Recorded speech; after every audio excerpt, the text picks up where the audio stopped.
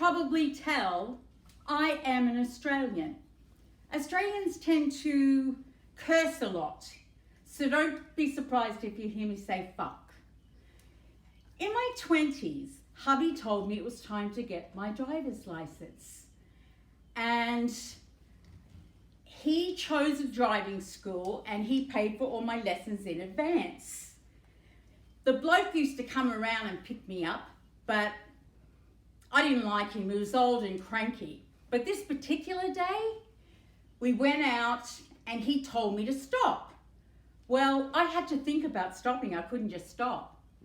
So when I did stop, we parked in sand, the car spun around twice, and we hit a tree. Old Scrooge, he was going, "You're never going to get your license, girlie, never." In Australia, most people drive a manual car, which means you can drive an automatic. Now, hubby was thinking, seeing as I'd had 17 driving lessons, yes, 17, in a manual car, and I was getting worse, not better, that I should perhaps go for my automatic license and maybe with a female instructor. So hubby also said, Susie can't drive a manual. Come to think of it, I don't think she's going to be able to drive an automatic either. So then I meet Gay, and I love her. She knew that I was like on the spectrum, special needs.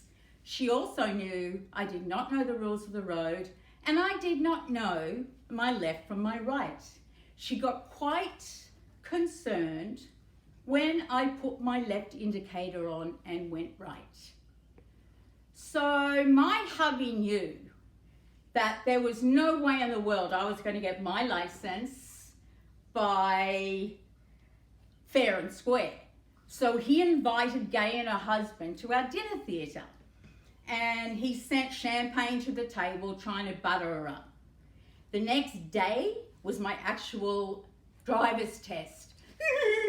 So what happened was I went for a lesson before my test, and I was driving down a one-way street the wrong way. Oops!